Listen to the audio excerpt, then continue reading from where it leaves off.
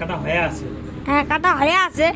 আর দেখা যদি উঠি ফুটি গেলে তোমাকে জুম করে দেখো, দেখিলেন আর যদি দেখো দেখো দেখো গাইস, কাকু বলবো হাতটা ছাড়াটা আরটা ইয়ে হাই দে একটা কাকু হাই দে।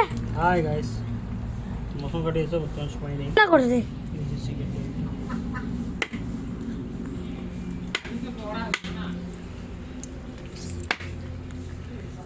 দেখো হলো হয়ে আছে কাটা কাকু।